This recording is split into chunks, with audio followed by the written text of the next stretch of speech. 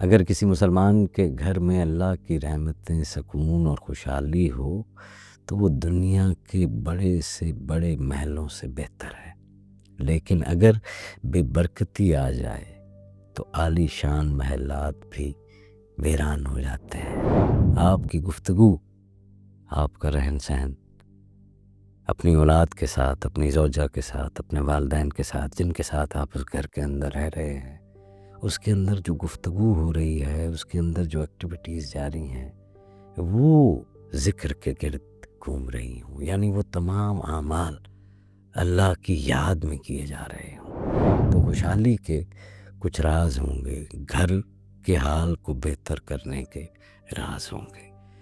تو گھر جس فیول سے چلتا ہے، جس ایندھن سے چلتا ہے، آپ کی جس معیشت سے چلتا ہے، اس کا حلال ہونا ضروری ہے، یعنی وہ ذرائع جن سے آپ نے وہ مال حاصل کیا کہ جس سے آپ کا گھر چلا ہے، وہ رزق، تو حلال رزق، اس کا ایندھن جس گھر کی بھی مشینری میں ہے، وہ گھر خوشحال ہوتا جائے گا۔ رزق بہت ضروری ہوتا ہے۔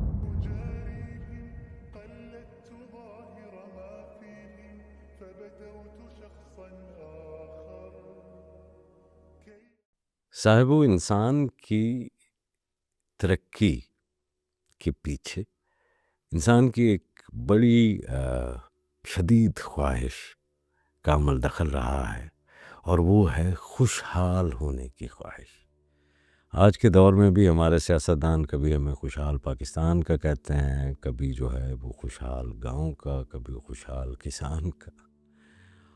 بہرحال جو بھی ہمیں بیچ رہا ہے وہ سب ہمیں اس خوشحالی کے نام کے اوپر اپنا کوئی نہ کوئی نسخہ بیچے چلے جا رہا ہے۔ تو ہم سبھی یہ چاہتے ہیں کہ ہم خوشحال ہوں۔ تو یہ خوشحال ہونا کیا ہے؟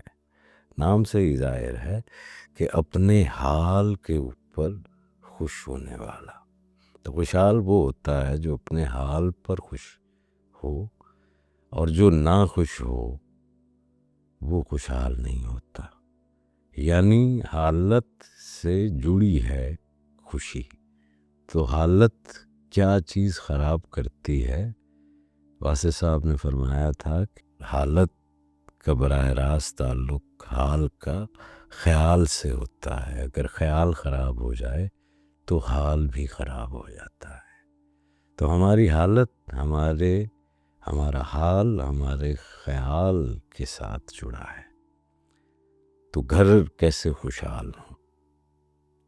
ہمیں اپنے گھروں کی حالت کو دیکھنا ہوگا، اور ہماری حالت کس باعث ہے ہمیں اس خیال کا جائزہ لینا ہوگا۔ تو اللہ تعالیٰ کی عطا کردہ نعمتوں میں سے سب سے بڑی نعمت سکون و برکت والا گھر ہے، اور گھر صرف اینٹوں اور پتھروں کی عمارت نہیں ہوتی، بلکہ ایک ایسی پناہ گاہ ہے جہاں محبت ہے، جہاں راحت ہے، جہاں حفاظت ہے، جہاں قرب الہی کا احساس پروان چڑھتا ہے۔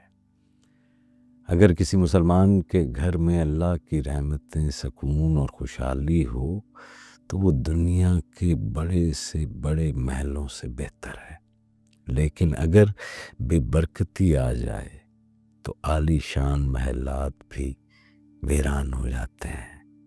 ہم نے بہت دیکھا ہے کہ بڑے بڑے شاندار بنگلوں کے اندر، بڑے بڑے قیمتی گھروں کے اندر بہت بہت قیمتی لوگ انتہائی سستی اور نیچ زندگیاں گزارتے ہیں، خوشحال زندگیاں نہیں گزارتے۔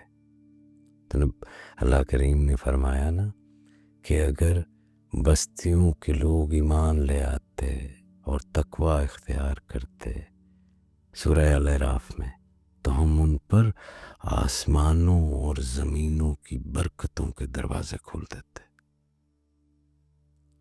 خوشحالی صرف مال و دولت میں نہیں ہے، بلکہ دل کے سکون، روح کی روشنی اور قناعت میں ہے۔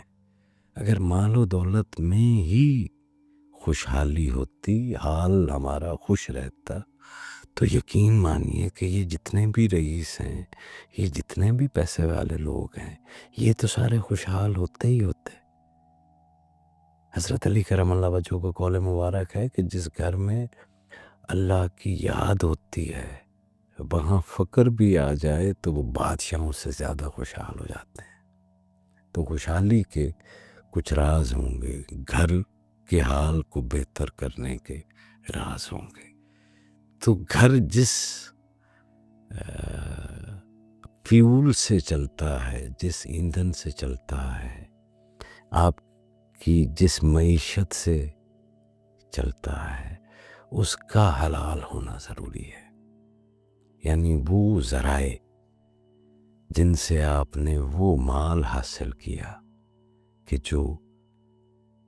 جس سے آپ کا گھر چلا ہے، وہ رزق، تو حلال رزق، اس کا ایندھن جس گھر کی بھی مشینری میں ہے، وہ گھر خوشحال ہوتا جائے گا۔ رزق بہت ضروری ہوتا ہے۔ یہ صرف ایک انرجی کا پیکٹ نہیں ہے کہ جو آپ کو صرف کیلوریز کی حد تک آپ کے جسم کو تقویت دیتا ہے، اس کی نشو و نما کرتا ہے۔ اگر یہ انرجی کا پیکٹ یا رزق کی طہارت جو ہے، حلال رزق جو ہے، وہ صرف یہ نہیں ہے کہ آپ کا کھانا پینا صاف ہے، جو آپ کے انگریڈینٹس ہیں، جن سے وہ چیز بنی ہے، وہ سبزی ہے، گوشت ہے، وہ صاف ستھری ہے، ہائیجین کے تمام اصولوں کے اوپر ہے، تو یہ پاک ہو گیا۔ اسلام کہتا ہے کہ نہیں، یہ ابھی تک حلال نہیں ہے، یہ پاک نہیں ہے، صرف اس کی صفائی، جب تک کہ وہ ذریعہ جس سے یہ لایا گیا ہے وہ ذریعہ صاف نہیں ہے۔ اگر آپ انتہائی آرگینک اور غذائیت سے بھرپور کھانا بھی اپنی میز پر رکھتے ہیں، لیکن آپ نے یہ کھانا اس مال سے خریدا ہے جو آپ کے یتیم بھتیجے کا مال آپ نے غصب کیا ہے، تو یہ وہ انرجی کا پیکٹ جس نے آپ کو تقویت اور نشو و نما دینی تھی، وہ مثبت نہیں رہے گا، وہ منفی ہو جائے گا۔ یہ ہے حلال رزق۔ اور پھر بھی اسی کے اوپر نہیں رکتا ہے اس کا حلال ہونا، جب تک کہ اس رزق میں سے آپ شیئر نہیں کر دیں گے، آپ دوسرے کو نہیں دے دیں گے، آپ اس میں سے اس کا حصہ نہیں نکال دیں گے، تب تک آپ کا وہ رزق حلال رزق نہیں ہوتا۔ اور جس گھر کے اندر ایک ڈیفیکٹڈ ایندھن سے وہ مشین چلائی جا رہی ہو، وہ کیسے خوشحال ہو سکتی ہے؟ تو سب سے پہلے تو حلال رزق کا بندوبست کریں، اپنی اولاد کے لیے بھی، اپنے گھر کے لیے بھی، اگر تو آپ خوشحالی چاہتے ہیں۔ اگر تو آپ اینٹوں کی عمارت چاہتے ہیں تو پھر جس قسم کا مرضی ایندھن جو ہے وہ آپ استعمال کریں، نہ رکھیں آپ حلال حرام کی تمیز، تو وہ اینٹ اور گارے کی ایک خوشنما سی عمارت رہے گی، وہ کبھی گھر نہیں بن پائے گا۔ تو جب اگر اس کو گھر بنانا ہے، انسانوں کا گھر، جہاں پر محبت ہو، آسودگی ہو، امن ہو، وہ اس صورت میں بنتا ہے کہ جب آپ گھر میں حلال رزق کا اہتمام کرتے ہیں۔ آدھی صفائی، نصف ایمان جو ہے وہ تو ان چیزوں کا صاف ہونا ہے، پھر ان ذرائع کا صاف ہونا جس سے وہ چیزیں آئیں، تو وہ پھر مکمل ہوا۔ اور پھر وہ مزید اس وقت چمکا جب آپ نے اس حلال رزق کو شیئر کر دیا، اس کے اندر حصہ داری رکھ لی۔ نبی کریم صلی اللہ علیہ وسلم نے فرمایا تھا نا کہ وہ جسم جنت میں داخل نہیں ہوگا جو حرام مال سے پلا بڑھا ہو۔ تو جب آپ اولاد کو ایسا رزق کھلائیں گے، حضرت جنید بغدادی فرماتے ہیں کہ جس گھر میں حلال رزق آتا ہے وہاں فرشتے داخل ہوتے ہیں اور جس گھر میں حرام مال آتا ہے وہاں بے سکونی ڈیرے ڈال لیتی ہے۔ حلال رزق ہونا ضروری ہے۔ تو جب پھر یہ حلال رزق آتا ہے تو اس کے فوائد کیا ہوتے ہیں؟